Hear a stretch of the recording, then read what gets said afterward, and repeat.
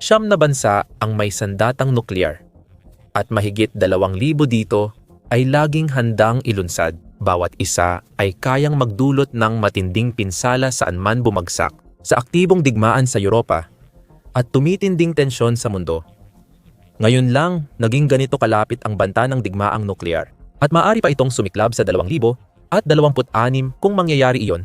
May dalawang paraan kung paano ito maaring mangyari. Maaaring sinadyang o aksidenteng ilunsad ang sandatang nuklear.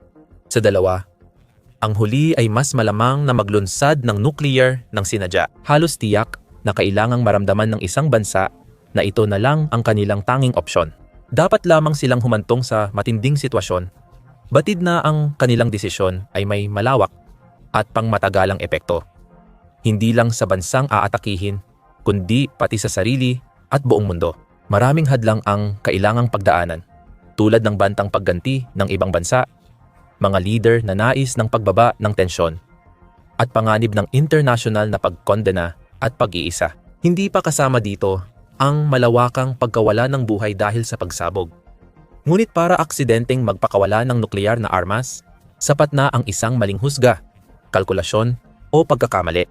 Kahit biglaang aberya sa computer o technical na error, ay maaaring magdulot ng paglulunsad ng nuklear na magwawakas sa pagkasunog ng mga lungsod at bansa kahit walang sapat na dahilan. At kahit na parang katawa-tawa isipin na ang isang napakasirang at nakamamatay na sandata ay maaaring mapakawalan ng hindi sinasadya, maraming beses na ring muntik nang mangyari ito noon. Noong Pebrero 2009 halimbawa, 2 submarino, ang Pranses na Lettre Enfant at British Her Majesty's Ship Vanguard Ship, submersible, ballistic, nuclear, ay nagsasagawa ng karaniwang pagpapatrolya sa karagatang Atlantiko. Pareho silang may dalang nuclear na misil at hindi alam ang presensya ng isa't isa. Dapat sana ay naging problema iyon.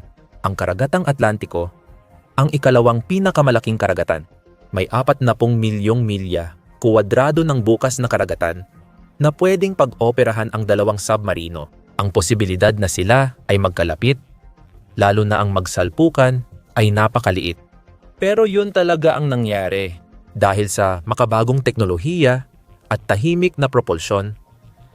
Kaya ng mga submarino ngayon dumaan sa kailaliman ng dagat ng hindi natutuklasan. Walang ideya ang mga tripulante ng bawat submarino na may isa pang nandoon. Ayon sa Ministro ng Depensa ng Pransya nang talakayin ang insidente, mas tahimik pa sila kaysa sa hipon. Kaya, sa kakaibang aksidente na may kinalaman sa mga sandatang nuclear, nagbanggaan ang 2 submarino at may ilang paraan kung paano sana ay mabilis na lumalapan ng husto ang sitwasyon. Kung mas mabilis ang takbo ng mga submarino noon, baka mas matindi ang banggaan. Maaaring may malaking pinsala sa alinmang sasakyang dagat at mga nuclear na sandatang sakay nito. Maaaring may tripulanteng namatay habang lumubog ang isa o parehong submarino sa dilim at hindi na nakita muli. At dahil napakalihim at tahimik ng mga submarino, maaaring walang kaalam-alam ang mga commander sa base o sa lupa kung ano talaga ang nangyari. Maaaring isipin nila na lohikal na inatake ng kalaban ang submarino. Sa ganitong sitwasyon, maaaring natakot ang French o British Navy na nilubog ng Russia o China ang kanilang submarino. Madaling isipin kung paano ang ganitong sitwasyon ay maaaring humantong sa mas malalang pangyayari kung saan ang paglala at pagganti ay malinaw na mga opsyon. Maaaring sumiklab ang isang buong digmaan dahil lamang sa isang aksidenteng insidente at mga sumunod na hindi pagkakaunawaan. Sa kabutihang palad, hindi ganon ang nangyari. Mabagal ang takbo ng 2 submarino ng magbanggaan kaya katamtaman lang ang pinsala. Walang nasaktan o namatay sa mga tripulante at nanatiling ligtas at buo ang mga nuclear reactor at armas. At parehong bansa ay nakaranas lang ng kaunting kahihiyan dahil sa nangyaring insidente. Pareho rin silang sabik na pababain ang issue at mag-move on mula sa nangyari. Kahit na maraming mamamahayag at politiko ang may mga tanong kung paano nangyari ang banggaan. Halimbawa, sinabi ni Angus Robertson, isang politiko mula sa Scotland, na ang Ministry of Defense dapat ipaliwanag ng Ministro ng Depensa kung paano nagawang magsalpukan ang 2 submarino na parehong may dalang sandatang mapanira sa gitna ng pangalawang pinakamalaking karagatan. Nick Harvey. Sinabi rin ng tagapagsalita ng depensa ng Liberal Democrat, maganda man ang record ng kaligtasan ng British nuclear fleet, pero kapag nagkaroon ng pagsabog, tiyak na malakas ito. Pinagkakatiwala ng publiko sa pamahalaan ang mga kagamitang ito na may kumpiyansang ginagawa ang lahat ng pag-iingat. Maraming nakakagulat na bagay tungkol sa insidenteng ito, pero ang nakakagulat, hindi ito ang unang beses nagbanggan ang dalawang nuclear submarino. Sa katunayan, hindi rin ito ang pangalawang beses. Noong Marso, 1973 habang nag-ooperate sa Kola Peninsula ng Russia, nabangga ng American attack sub na United States ship Grayling, ang Russian Delta 4 class ballistic missile submarine na Novomoskovsk. Ang Russian submarine ay may 16 ballistic missiles at humigit kumulang 64 nuclear warheads. Nagkaroon ito ng malaking UP sa panlabas na hull, ngunit walang naitalang karagdagang pinsala. Nagpaiwan ang United States submarine sa lugar pagkatapos ng banggaan para tiyaking hindi gaanong nasira o lulubog ang Russian submarine. Pagbalik ng barko sa home port, naglabas ng pahayag ang dalawang bansa tungkol sa insidente, ayon sa mga opisyal ng Russia. Ipinahayag ng mataas na pamunuan ng Russian na militar na hukbong dagat ang kanilang matinding pag-aalala sa pinakahuling insidente ng mapanganib na pagmamanobra ng mga banyagang submarine sa mga zona ng pagsasanay militar. Malinaw na kinakailangang banggitin ang mababang antas ng pananagutan at kahandaan ng mga kapitan at tripulante ng mga banyagang submarine sa kanilang mga pagmamasid na biyahe. Ipinahayag ng Pentagon ang pagdadalamhati ng Amerika sa insidente at inanunsyo ang kumpletong investigasyon. 1 taon lang ang nakalipas. May isa pang katulad na insidente na naganap, na muling kinasangkutan ng isang submarine ng United States. Isang modelo ng Los Angeles class ang bumangga sa isang Russian Sierra class attack sub, malapit lang sa naval port ng Russia sa Murmansk, sa hilagang kanlurang bahagi ng bansa. Noong panahon ng Cold War Ikalawa, maraming naitalang insidente ng mga submarine na nagbabanggaan, kung saan ang mga Soviet at American na submarine ang pinakakaraniwang sangkot at nabibiktima. Ang dahilan dito ay talagang simple lang. Ang mga attack submarine ng United States ay karaniwang ginugugol ang karamihan ng kanilang oras sa pangangaso sa dagat upang hanapin at subaybayan ang mga strategic submarine ng Russia para malaman nila kung saan ito patungo at ano-ano ang ginagawa. Madalas ding minamanmanan ng mga submarine ng Russia ang mga submarine ng NATO tulad ng United States, United Kingdom at Pransya. Ang mga banggaan sa pagitan ng mga submarine ay dapat na bihira lang mangyari base sa posibilidad dahil sa lawak ng karagatan kung saan sila nag-ooperate. Pero dahil palagi nilang sinusubaybayan ang isa't isa habang gumagalaw ng tahimik at palihim, ang tila imposibleng mangyari ay nagiging halos tiyak na mangyayari. At kahit walang naiulat na karagdagang banggaan mula noong insidente noong 2009, hindi imposibleng isipin na maaaring mangyari ulit ang katulad na insidente balang araw.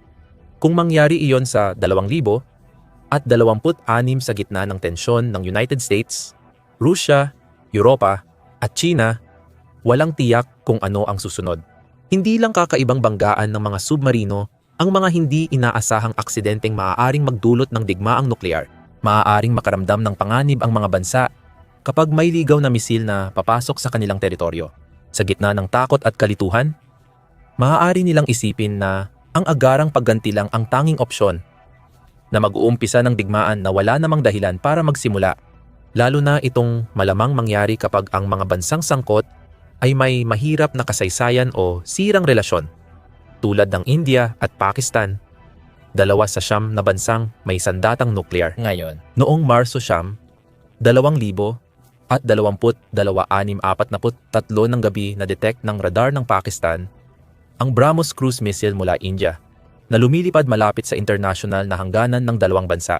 Matapos ang ilang minuto, tumawid ang missile sa hangganan papasok ng himpapawid ng Pakistan at nagpatuloy roon ng 3 minuto at 44 na segundo. Bumiyahe ito ng 77 milya, 124 na kilometro, lampas sa hangganan bago bumagsak sa paradahan ng hotel sa labas ng Mianchanu. Sa unang tingin, tila isa itong malaking insidente na maaaring magbago ng laro. Isang bansang may armas nuklear ang nagpaputok ng misil sa kapitbahay na may nuclear din nang walang babala. Walang nakakaalam sa nangyayari. Pero hindi pwedeng maghintay lang ang Pakistan sa susunod na hakbang ng India. Tinaasan nila ang alerto sa mga hangganan at base at naghanda sa posibleng labanan. Samantala, nanatiling kahina-hinalang tahimik ang India tungkol sa nangyari. Walang inilabas na pahayag o komunikasyon para ipaliwanag ang kanilang mga ginawa. Lalong tumaas ang tensyon at parang anumang oras ay pwedeng sumiklab ang mas seryosong pangyayari. Mabilis na kumalat sa social media ang mga larawan at video ng pinagbaksakan. Nagdaos ang Pakistan ng press conference para magpahayag ukol sa insidente at humingi ng paliwanag mula sa India. Sinadya ba ang pag-atake o aksidente lang ito? At bakit ayaw magpahayag ng mga opisyal ng India? Dumarami ang mga tanong kada minuto. Ngunit kakaunti lamang ang mga sagot na lumalabas. Inabot ng 2 araw bago tuluyang naglabas ng pampublikong pahayag ang India. Noong Marso nagkaroon ng technical na aberya habang maintenance na nagdulot ng aksidenteng pagpapaputok ng misil. Tinutukan ng pamahalaan ng India ang insidente at nag-utos ng mataas na antas ng investigasyon. Makalipas ang ilang linggo, binago ng India ang pahayag nila. Mula technical na pagkakamali naging pagkakamali ng tao ang paliwanag. Nangyari ang aksidenteng pagpapaputok dahil sa pagkakamali ng tao. Ayon sa investigasyon, may posibleng pagkukulang ang group captain at iba pa. Pero kailangang maghintay ng buong 2 taon ang mundo para makuha ang buong katotohanan. Noong Marso 2024 inilantad ng korte sa India ang nakakagulat na mga detalye ng insidente. Isang mataas na opisyal ng Indian Air Force ay bumisita sa base sa India para panoorin ang test demonstration ng paglulunsad ng misil. Hindi dapat ilunsad ang misil. Ang crew ay dapat lang ipakita ang mga hakbang at proseso bago ang posibleng paglulunsad. Hindi na disable ng crew ang combat connectors ng misil, kaya aksidente itong nailunsad. Sa kabutihang palad, gaya ng ibang insidente, hindi lumala ang pangyayari, pero kitang-kita kung paano ito pwedeng lumala pa. Nangyari ito sa panahon na medyo lumamig na ang tensyon sa pagitan ng India at Pakistan. At hindi naman aktibong nagkakaroon ng anumang labanan ang dalawang bansa noon. Gayunpaman, kung nangyari ito ilang taon pa ang lumipas, sa 2025, kung kailan talagang sumiklab ang tensyon sa pagitan ng India at Pakistan. Matapos ang pagpatay sa 25 turistang Indian sa pinagtatalo ng Kashmir, mukhang hindi na handang maghintay ng opisyal na paliwanag ang Pakistan. At habang marami ang maaring mag-akala na ang mga maling paglulunsad ng misil tulad ng mga banggaan ng submarino ay mga bihirang pangyayari na halos hindi nangyayari. Maaaring magulat ka sa totoong mga estadistika.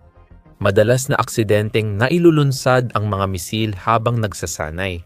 At marami pa ring misil kahit sinasabing eksakto ang mga ito. At ang mga high-end na navigation system, maaaring hindi matukoy ang kanilang mga target o mapunta sa mga lugar na hindi naman dapat nilang puntahan. Noong Nobyembre 2000, at 22 isang ligaw na misil ang tumawid mula Ukraine papuntang Poland at tumama sa pasilidad ng butil doon, agad na ikinasawi ng 2 sibilyan. Pinaniniwalaan noon na ang nasabing misil ay mula sa Russia dahil madalas na binobomba ng Russia ang Ukraine. Kalaunan, nalaman na ito ay Ukrainian Air Defense Missile na inilunsad laban sa pag-atake ng Russia at napalayo ang direksyon. Hindi lang mga target missile ang mga teknolohiyang militar na maaring pumalya sa kanilang inaasahang paggana. Ganoon din sa mga nuclear early warning system na gawa para abisuhan ang bansa kung may ibang bansang magpapakawala ng missile laban sa kanila. Noong panahon ng Cold War, parehong may maraming nuclear na armas ang United States at ang Soviet Union na handang ilunsad anumang oras. Pareho silang takot na maunang umatake ang kalaban, kaya kailangan nilang gumanti agad para matupad ang pangakong kapwa tiyak na pagkawasak. Nag-deploy ang United States ng early warning system noong 1960 at 60 para maiwasan ang pagkabigla.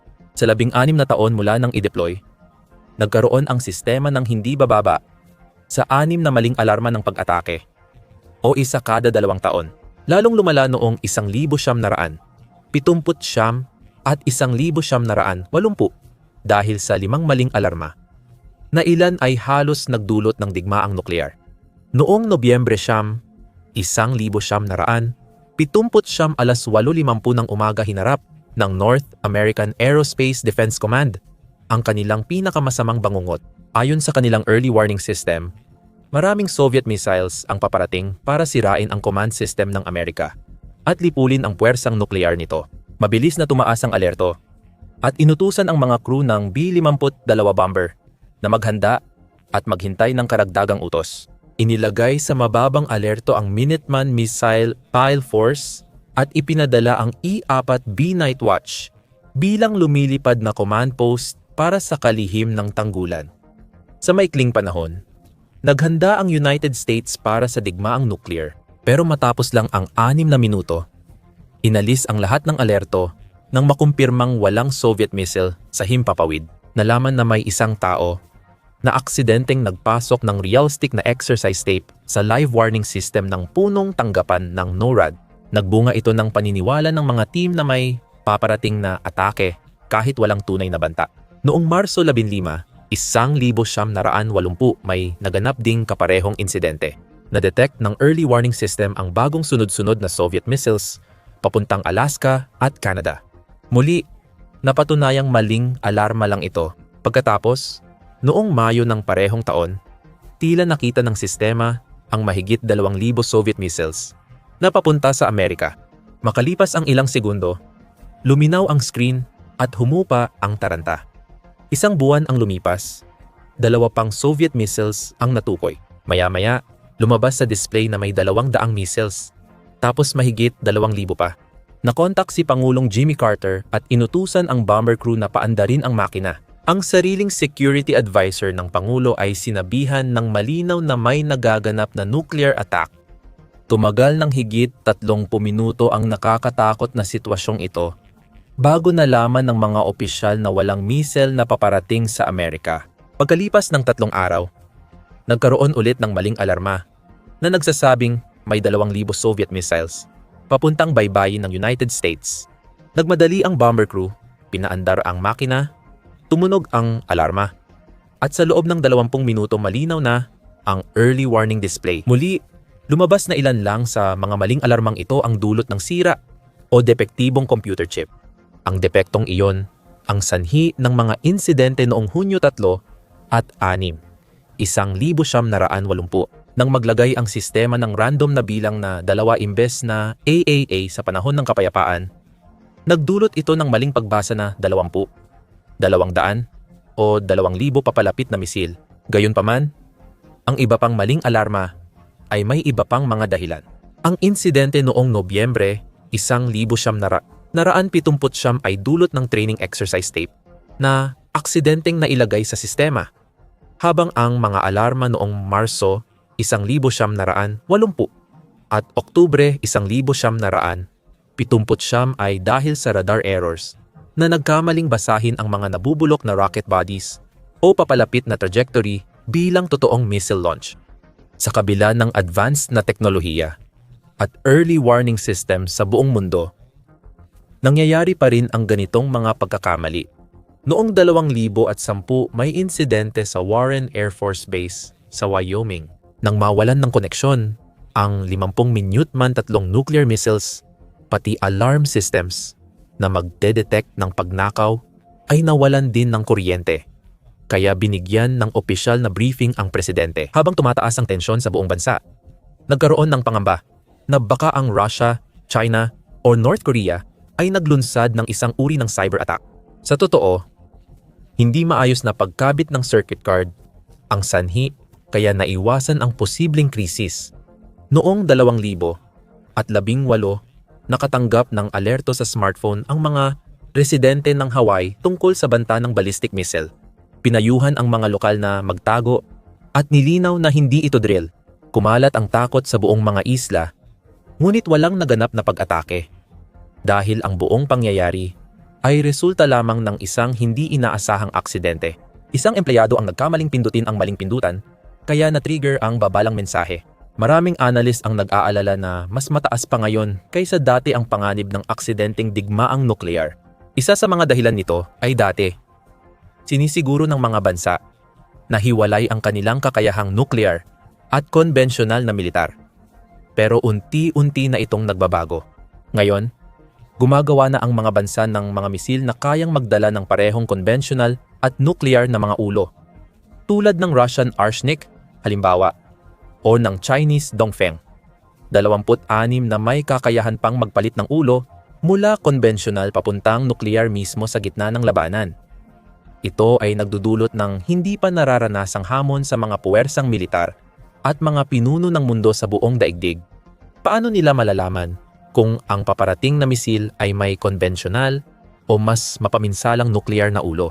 Paano sila makakagawa ng anumang desisyon tungkol sa tamang tugon kung hindi pa nila alam ang kakayahan ng sandatang papalapit sa kanila? At ilang minuto lang ang meron sila para magpasya.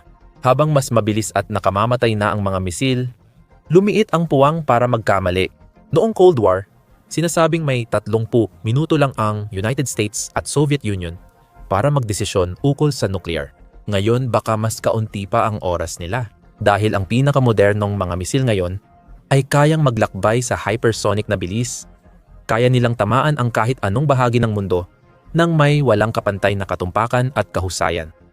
Noon, mas matibay ang komunikasyon ng mga bansang ito kahit laging nagbabantang magdigma ang United States at Unyong Soviet.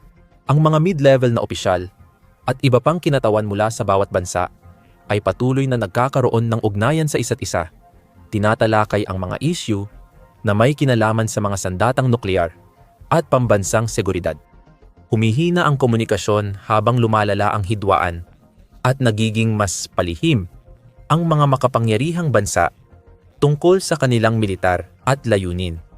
Marami ang hindi handa o walang interes lumagda sa mga kasunduan sa pagkontrol ng armas. Maaari sanang mabawasan nito ang panganib ng mga aksidente at hindi kinakailangang paglala ng tensyon. Sa madaling salita, lumalala ang mga kalagayan. Hindi gumaganda dahil sa mas malalakas na sandata, tumitinding tensyon sa pagitan ng mga bansa. At ilang bansang may armas nuklear na pinamumunuan ng pabago-bago at di mahulaan na leader. Hindi pa naging ganito kataas ang panganib ng digmaang nuklear sa mga dekada. Ang mundo ay parang pulbura na isang sindilang. Kahit aksidente pa, ay sapat na para pasabugin ito. Para sa mas malalim na talakayan kung paano maaring mangyari ang digmaang nuklear, panoorin ang aming minuto sa minutong pagsusuri ng haka-hakang pandaigdigang sakuna para sa mas detalyadong pagtingin sa bagong nuclear na misil ng Rusya. Panoorin ang aming pagsusuri sa Burevestnik, kilala bilang lumilipad na Chernobyl. At syempre, huwag kalimutang mag-subscribe sa aming channel para lagi kang updated sa mga bagong bantang nuclear sa buong mundo.